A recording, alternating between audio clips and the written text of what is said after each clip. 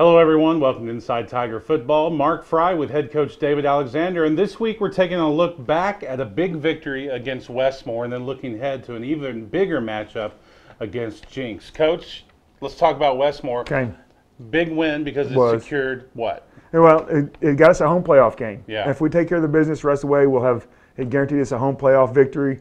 That's even better. Yes. It didn't secure us a victory, but it got us a home playoff game, which is obviously great, getting in front of our home stands, and then just adds more intrigue to this Friday night's game. Yeah, it certainly does. Now, the Westmoore game, another dominating effort from the get-go. I mean, you guys, there was never a doubt. Well, no, there wasn't. Defense set the tone early, with Cody Harris's interception, one-play score, and the Avalanche started rolling in from that. Yeah, it was a lot of fun to watch. Let's get right to the highlights. First quarter, a Thursday night game in lovely Moore, America. It was a beautiful night, though. Not much wind, perfect weather, and there's one of many Trenton Cantrell kicks into the end zone. Yeah. Another uniform combination. I love this one. They look good again, and here we are right there. Great start to the game. They make a mistake on their pass protection. We have Eric Clark coming free, forces a quick throw, and Cody Harris with interception. Here's a great view of it. I'm not sure if Cody doesn't intercept it, if Markel doesn't get the interception. And the convoy of the end zone. I'd like to see him score. That would have been pretty cool. But here it is, little one-play drive. Jamal Shaw came out of the bus ready to play. Man. He was a man amongst the boys. An incredible touchdown run that we'll get to later. Yeah. Along with another one by Warren Leak, too. Another dynamite kick from Cantrell. That's becoming a great weapon for us. Yeah. The more he's comfortable doing that, the bigger that's going to be for us. The theme of the night from the defense was pressure on the quarterback. This kid was obviously a very tough young man because he took lots and lots of hits. He just kept on getting up. And he had a lot of scrambles for yards. He did a lot of things for Westmoore. Boy, everybody rallying to the football. Little hold right there on Gage Kaiser. There were several of those. Yeah, there were. But you know what? You're going to get some of those calls. You're not going to get a few of them. But you get that much pressure, and the coaches Alexander's on the sidelines yelling at the referees long enough. Sooner or later, you're going to get a call. Now they did throw a flag right there. Face mask on Eric Clark. I don't mind those penalties too much. That's a hustle penalty. He's just trying to run to the football. That might have been one of our biggest hits tonight. Carter Key on the quarterback. Eric Clark making a great play right there, making the quarterback pull the ball in, making the tackle on him. It's a great goal line stand right here. When you see the quarterback throwing the ball there, he's on that touchdown. The touchdown was called back as a fourth down play. Quarterback's past the line of scrimmage, lost it down, broken air football. Sammy Akim. I'm really, really proud of Sammy. He's gotten better every week. And he might be one of our MVPs so far this season. Well, that guy right there definitely is one of your MVPs. Yeah, Another great run by Jamal Shaw. There was one time in the whole game where the first guy ever tackled Jamal. It was always the second and third tackler. There's the third guy getting their hands on him to finally get him on the ground. There's Jamal in pass protection. So we get the ball out there to Brendan Franklin on the edge. Pretty complete effort. We had a few different guys playing on the offensive line this week. We had some guys injured. We had some guys out. So I was proud of some of those guys coming in there and performing and having a winning effort.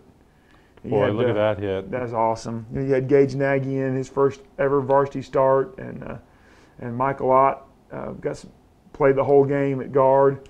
So it was a different night. And I was proud of some of those guys coming in and playing as well as they did. It is another one of those starts inside the 5-yard or starts inside the 10-yard line. Yeah, I think it just gives you an opportunity to have long drives. Well, we like to pad our stats. I've often wondered that about you. Yeah. Well, it's okay. Yeah, it's okay. I'm not ashamed of it. Hey, Coach, talk a little bit about you're facing a Westmoore team coached by Coach Gaylor, who was on staff here last year. Right. What is that like for you guys in the coaching fraternity? Well, everybody's friends. Coach Gaylor was, did a great job with his time here at Broken Arrow. Is a fantastic football coach, and he deserved his opportunity to be a head coach over there. He'll do a really good job for Westmoore. They're going to be a contender from years to come. I mean, it was great to see Adam. I've got a great relationship with him. You know, I competed against him for a long time, and it was nice to see him. But it was nice to also nice to come up on the W side. Well, it's always makes for, if we had a camera on Coach Gaylor, he's one of the more demonstrative coaches. Yes, you know, we were mic'd. Both of us were mic'd up for that game, and I'm not sure it was a great career move on Adam's part. Probably not. Lots of beeps going on, more than likely. Yes. But most of those beeps were because of the way Broken Arrow played. Let's get back to the highlights. Second quarter start. Our quarterback there, Austin Gilmore, punting the ball. He's done a good job punting the ball. It wasn't his best effort this week punting, but doing a nice job. Another Devin Johnson, man, what a great season he's had. He's getting his hands on the football. He's played a little bit of offense. He's a dandy. And just a junior. It's going to be nice to have him back for the year. Boy, that would have been cool if Devin would have been able to pick that off. But just bounced off the turf, and it was right there in front of us. That was a good call by the referees. Great pass rush by Wampler. We did get a holding call right there. They had to call that one. It was a complete tackle. Josh Holliday, we've got to get him ways, to get the football. He's so dynamic, so explosive. It's great to get him out on the edge. And man, look at one league. What a run. There 4 or 5 guys had a chance to tackle him, and no one really got a good shot on him, and breaking the tape. I know, I love that. I did, man, because he's obviously a track star. He's going to go to college, I'm sure, to run track, and everybody across the state knows what he's done in the state track meets the last couple of years, and he scares defensive coordinators to death. Sure. Another good look, breaking that tape. That's cool. I love Warren. Great job by the defense there, stopping the pop pass, making the quarterback pull it back down, and then another quarterback sack. I think we had 7 sacks, and I think there were at least 4 or 5 more that we could have had with great pressure. It was awesome.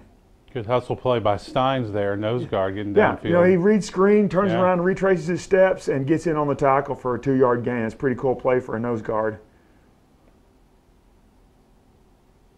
Here they are. Here's Westmoore on a nice drive here in the first half. Get down inside the 10, and we're going to come up with some big plays here. You see number 55 right there, Matt Collins, our left tackle, playing a little bit of 3 technique, giving some of those guys a rest. It's great that he can play both sides of the ball, and he's given us about 10 or 12 snaps a game on defense. Good job by Tristan making the quarterback pull the ball down, and Cody Harris getting his hands on the ball for a pass breakup. And holding Westmoore to a field goal. They didn't want to kick it deep to Warren, and I don't blame them. But here, Brendan Franklin catching the ball, making a nice move, getting a little 10 extra yards. And then there it is, Jamal Shaw breaking tackles. He came out of the tunnel with a look in his eyes that was of not going to be denied that night. And Gilmore very consistent on the evening. Yeah, didn't take any chances with the football. Yeah. He knew we could run the football. He knew we could, we were going to be able to score. Just protect the football. I think we had 4 or 5 called runs for him, and he scored 2 touchdowns on them. Here he is, little quarterback counter play.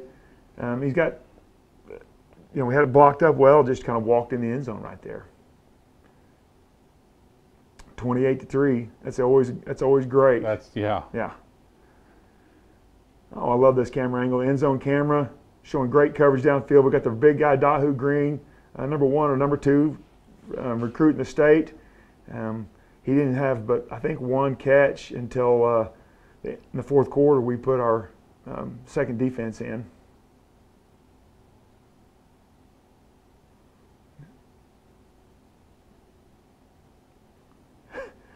The tranquilizer dart throw wasn't it? Yeah, his legs went limp when the ball hit him in the hands. He's going to walk in the end zone, I think. Trent Cantrell, but hey, he secured the catch. Yeah, good catch.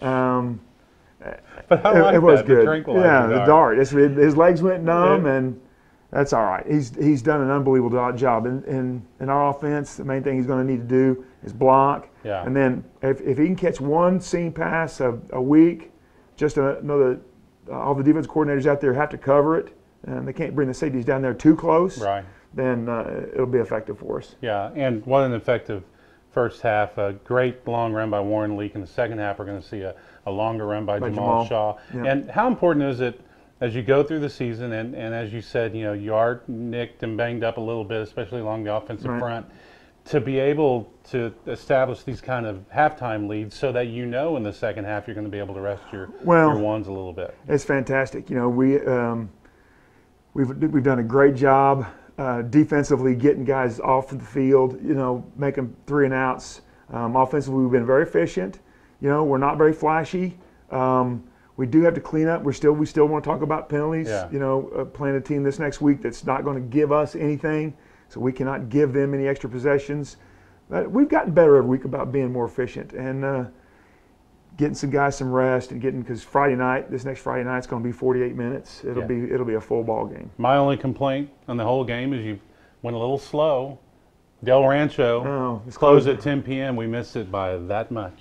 Steak sandwich would have been nice for the trip back. I have to apologize. Well, just do better when we're in Edmond, yes, okay? Sir. Yes, all sir. right. Yes, sir. No problem. We'll be right back with second half highlights. At St. John, you're not the patient in 201. You're a 7-month survivor. You're not the heart attack victim on the 4th floor. You're hero to Ava, Charlie, and Caleb. You're more than a diagnosis or database entry. You're the reason we exist. Our entire staff is committed to making you stronger. It's why Telsons, for 85 years and counting, choose the health family of St. John. Back on Inside Tiger Football, and we're going to get right back to the second half highlights. Well, again, Westmoore is not going to kick it deep. Don't blame them. So we're going to end up with good field position just because they're short kicks. This is great. Yeah. We're getting the ball at the 43-yard line right here. Great place to start. And again, we're going to get the ball here to Holiday. I don't think we can do that enough. The kid is dynamic and he's got speed. We didn't do very much with the first possession of the half. And here, Mr. Gilmore takes it on himself. We have a built-in fake all the time on that little pass play right there if they don't rush. But it was 4th and 16 or 17. I like him just go ahead and punt it, but that's okay. But it's good. It's on film. Against Westmoore, I think Jinx ran 4 fake punts against Westmoore. So just to get it on film, so know that Jinx has to work on something for this week. And there you see, I think this is 4th and 25 or 4th and 30 for Westmoore.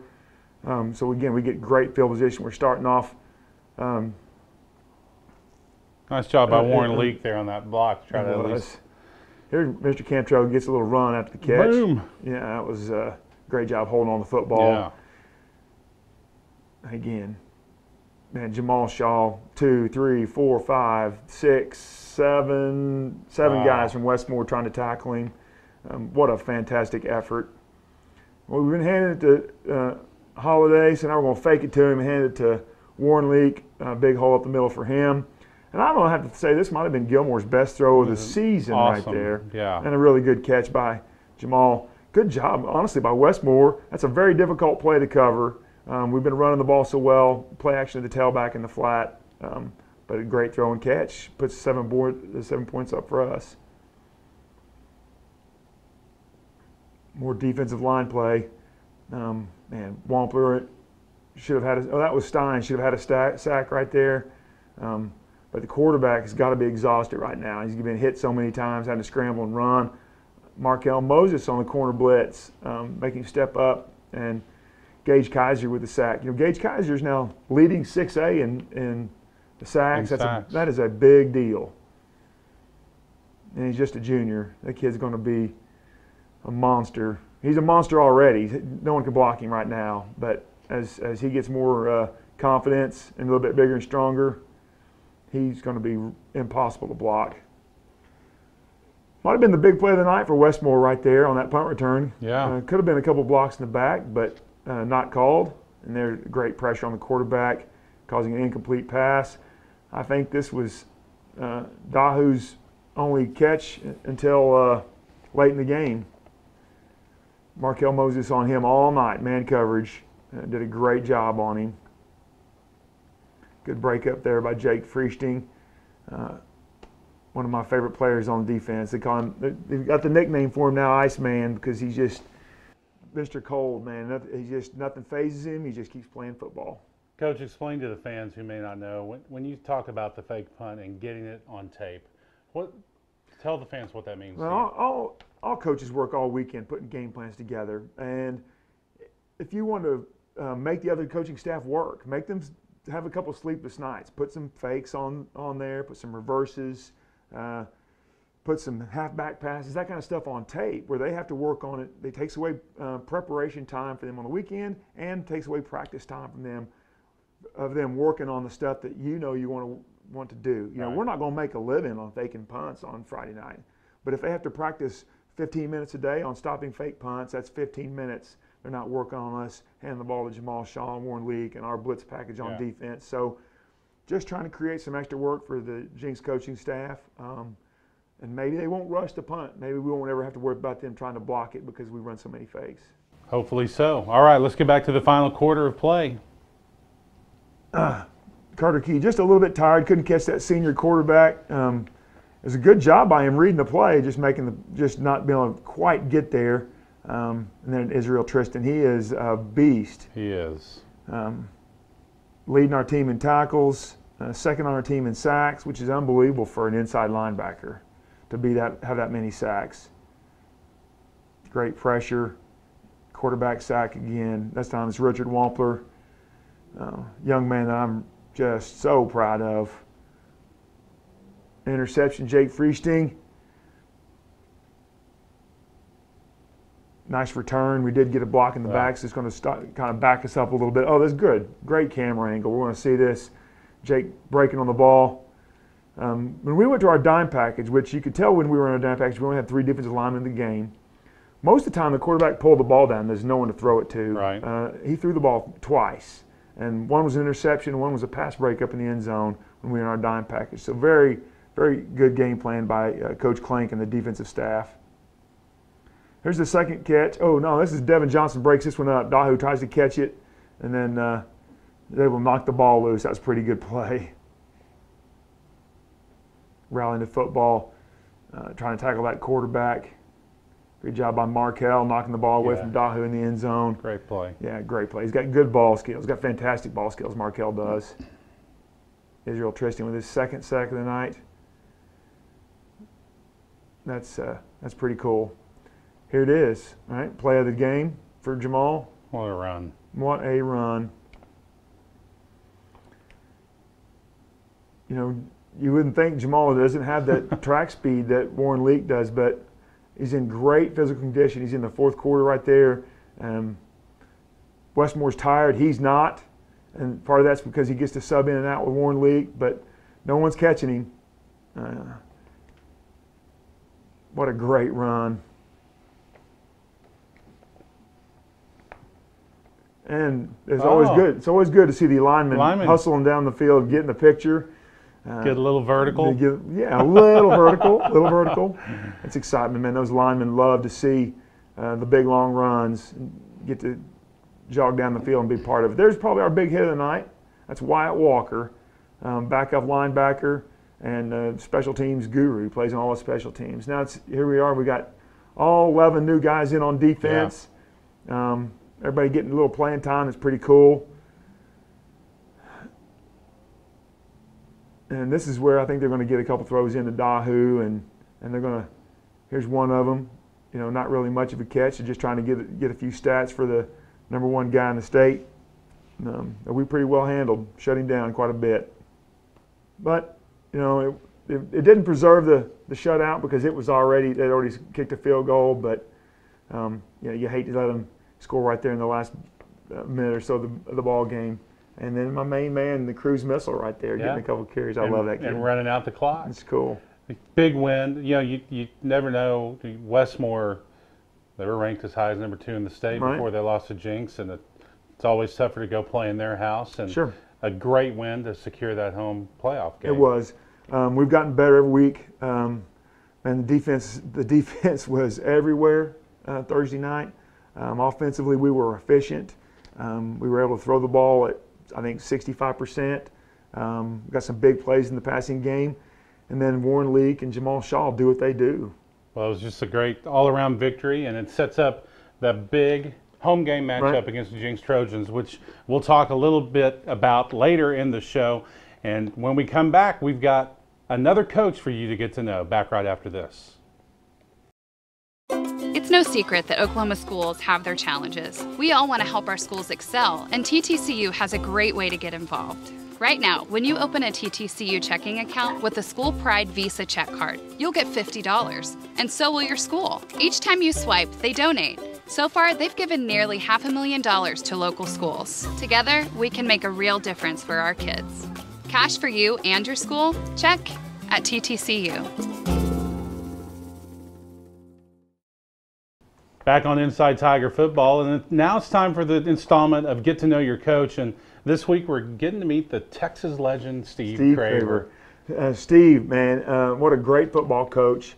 A lot of experience. Was an unbelievable football player in college and at L.D. Bell High School in North Dallas. I think you guys are going to love hearing what Coach Craver has to say. All right, here he is, Coach Craver.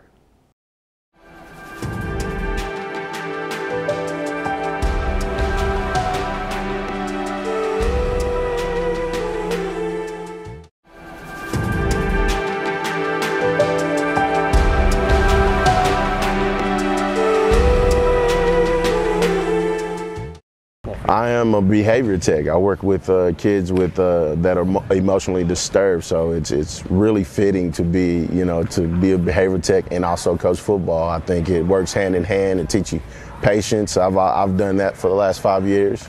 I also work with kids with autism, so and I love it. And I like being one-on-one with students and helping them out and just kind of leading them and making them see things that they don't usually see, maybe not at home, and things that they're not getting, just to pay that extra attention. So I've really enjoyed it.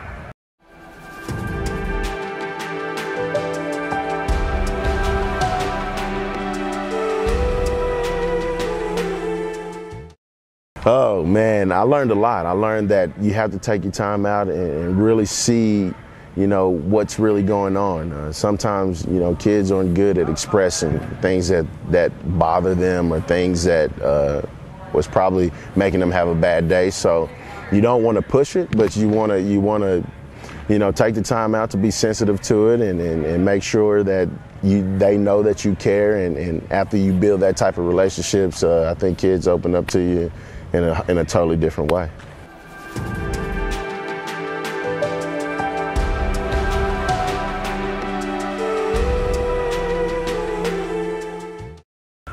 I was a real big fan of Tom Osborne growing up. My brother played at the University of Nebraska, and I had a fortunate chance to meet Tom. He came to my house in Texas and had dinner with us, and saw a real tall man in stature, real sensitive, but a man with drive and great resolve, and the recruiting process with my brother. And my brother really wanted to run track, and they were sensitive to that, so they said that they'll let him run track and they'll let him play football, and he took care of him, and I knew that was the type of man that I wanted to be. I wanted to be a player's coach. I wanted to be able to go and have a different relationship with each and every student that I coach.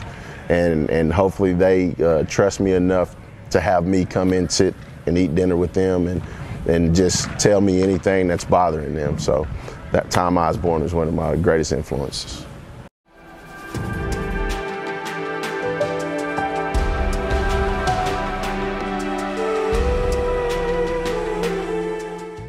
I got a little bit. I own a couple of pair of cowboy boots. I wear them every Friday. Coach Klink and I got a deal going on here, so yeah, my dad has Tennessee Walkers. He does trail rides and things of that nature, and I really think it teaches you a lot of values. Take care of things, and those horses depend on you each and every day, and it's a lot of work, but it becomes easy when you have a passion for it, and every time we get in the off season, that's where I'm at most of my weekends, going back down to Texas and riding horses.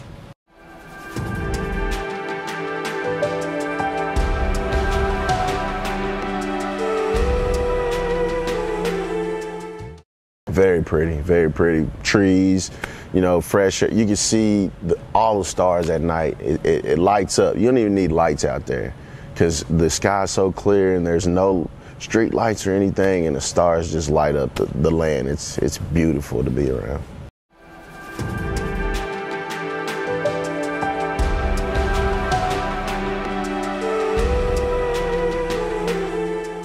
I am not a romance guy. My wife gets on me all the time. I think, you know, a night for romance is college football and ordering pizza. And she gets on me all the time. But I do take her to one of my favorite restaurants in Tulsa. It's called Tokyo Garden, where they come out and they cook food for you. And that's one of the things that I try to find the time to do every couple of months and just surprise her with that. And she really enjoys that. So things that we can kind of both agree on that's kind of romantic, I'll compromise and try to do. But that's a work in progress, I'll tell you that.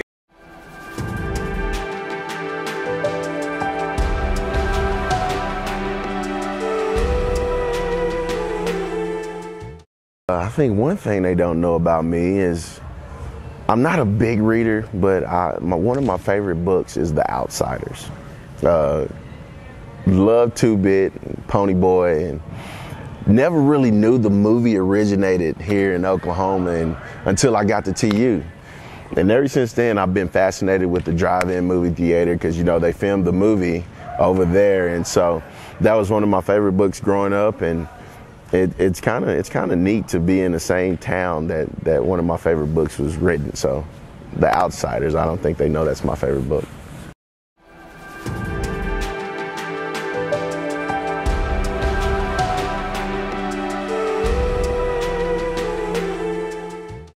All right, so what's it like? You know, you talk about saddle time early. That's did you right. get that from Coach Craver? I did get that from Coach Craver. You know, he spent most of his youth growing up out in East Texas. Loves to ride horses. Got a ranch out there. His family's got a ranch out in East Texas.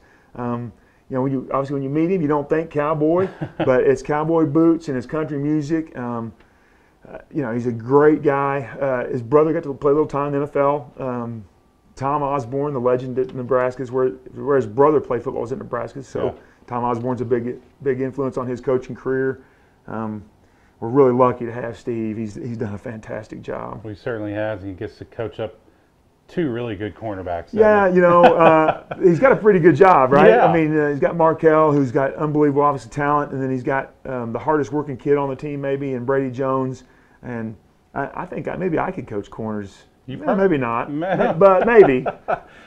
I'd like to see you get on a cutting horse, though. You think you could stay in the middle? No, I could not stay on a horse. I would be on the ground. We have so many fundraising opportunities throughout that I found with you. There's so many things that we need. First of all, the 40-yard dash against Warren Lee, right. And you're going to get a 20-yard head start. I've got that. I got that in the bag. I've been practicing. I think we should film that. We're gonna check that out. I've been practicing. We'll be back right after this.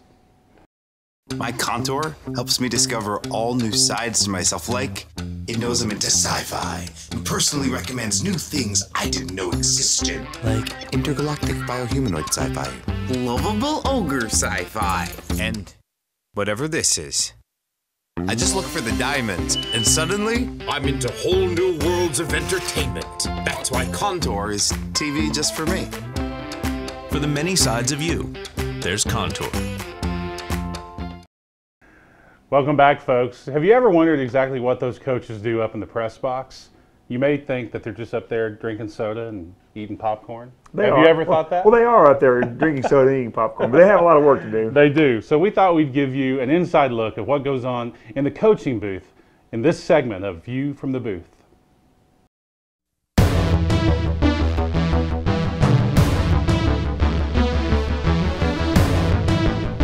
Outside zone, throwing it, pick. Hardball. Come on, Cody! Come on, Cody! That a kid! Yeah! Good. Cody did something. That was a horrible Boom. That was a horrible throw. That kid, Cody, he did something. What do we got? They brought the quarterback in. They're going to cover 4. Money. They're doing their money deal. Get up. Got it. There you go. Got it. Nice. Nice. Good. Good catch. You know, this is the first year I've been in the booth on a consistent basis. I've been up there a couple of times with Bishop Kelly, you know, in a needed situation. The thing that I've kind of grown to enjoy about being in the box is being able to see the field better. You know, it gives you a perspective that I'd never had before. You know, being on a level ground, you can't see the far side of the field. You can't see, you know, certain things that the kids are doing, steps that they're taking, you know, busted coverages, whatever the case may be. You get a kind of a bird's eye view of what's going on. From a booth standpoint, you really get a good viewpoint of what your team's doing and what the other team's doing, you know, keeping an eye on subbing, different things like that, personnel. And so, you know, coming down after, you know, during the halftime, you can get a different perspective from how the other coaches might be seeing it. And so, you know, I'm not really contributing a whole bunch to, you know, play calls or anything like that. You know, it's just, like I said, I'm just up there for an extra eye and doing what I can do. Every time I told him to throw a 1.2, I didn't want him hanging down the middle. He gets excited. He cannot run. He can't run and catch the ball. It's the two things. He can't do it. It's doing a lot for me. I mean, as being up there and I'm listening to Bobby on the headset, and I mean, I'm hearing what the play calls and stuff, and I'm writing all that down and seeing what the offense is doing, and I'm learning a lot more about the game, and I'm getting a lot of knowledge in that aspect. Just a different view and everything. I like it up there in the booth, and it's always, the weather's always the same up there. I mean, and it's fun and it's all good and jivey up there. I like it. Hey, Markel locking him down. Markel is locking him down.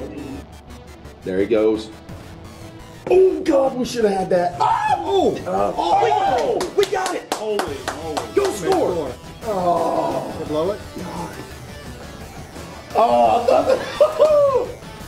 I'm not sure. Oh, God dang it.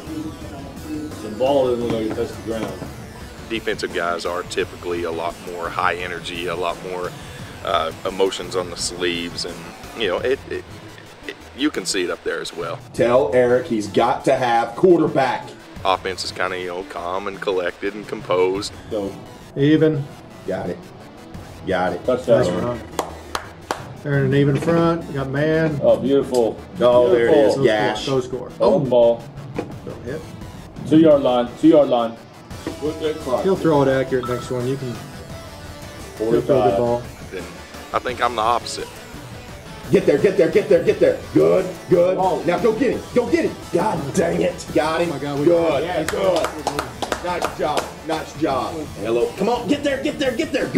Nice pursuit. It took getting used to. You know, I'm used to being on the field around my kids, being able to interact with my kids, hands-on coach with my kids. So it's been a little bit of an adjustment, and I do appreciate what those guys do now, me being included. Come on. Break it. Score. That's what he's gone. He's gone. 100 meter. You ain't catching him. You ain't catching 100 meter, boy.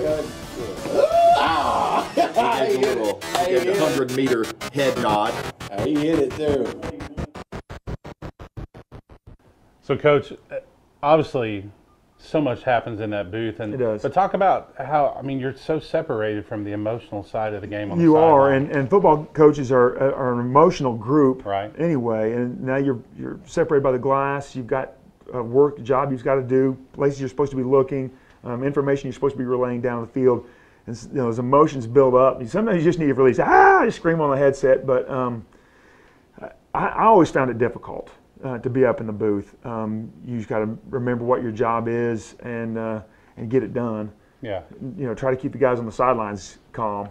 Well, we were proud of them for being mic'd up and doing a good job. Sure. Well, that's cool. They all do a great job. Since I'm on both headsets, offensive and defensive, the information they're sending down to the coaches on the sidelines is fantastic. It's invaluable. What coverages we're in, front stunts, what's going to work and what's not going to work. So, having those guys up there just like everybody does. You know, we've got great communication. Yeah. We've got great men out there. Well, we're going to need some of that communication We are. for this Friday as your Tigers take on the Jinx Trojans. Here it's a home game, and really the winner of this has the inside track for the district championship. Right. So let's talk about the Trojans. What do they do best in their offensive scheme? Well, offensively right now, the best thing they're doing is throwing the football, which is a little different from past Jinx football teams. They've struggled trying to find the tailback they really want to start and be the guy. They don't have the guy, but they've got two receivers outside that are just fantastic football players. They're both tall and tough kids, Carson Epps and Dylan Stoner. We will have a tough time being able to contain two guys like that. So our secondary will have to play another fantastic football game. We're going to need to get pressure on the quarterback in a hurry. And on the defensive side, what do the Trojans?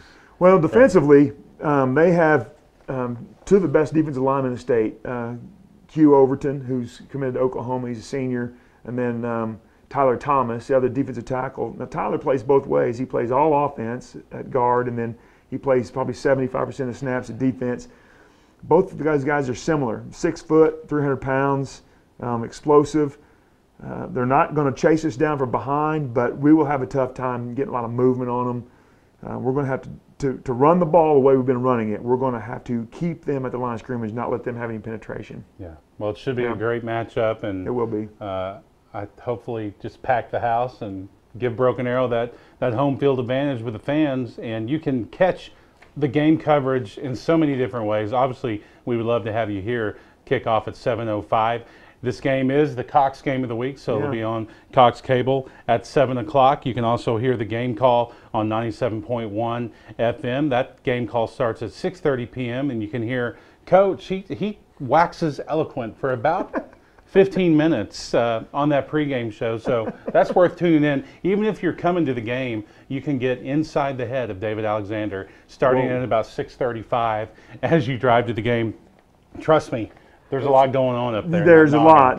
It's dark in there, but there's a lot of things happening. It is kind of dark. You bump into some stuff. You can also catch the live stream or catch the game as a highlight on arrowvision.tv, and you can follow along on CBS Game Tracker as well. So many folks to thank that goes into the production of this show, as well as Friday night production, Tuesday night radio show at Raising Cane's. We're everywhere, and it takes a lot of people to get the coach and myself to the right chair. And make us look good. Well, that's a full-time job for It sure. is. And we want to thank you for watching each and every week, and we hope you'll join us next week on Inside Tiger Football. Let's thank our sponsors before we leave. We want to thank Cox Communications, St. John of Broken Arrow, TTCU, the Credit Union, First National Bank of Broken Arrow, the Arrow Group, and Bank of Oklahoma. For the head coach, David Alexander, I'm Mark Frie. Thanks for watching.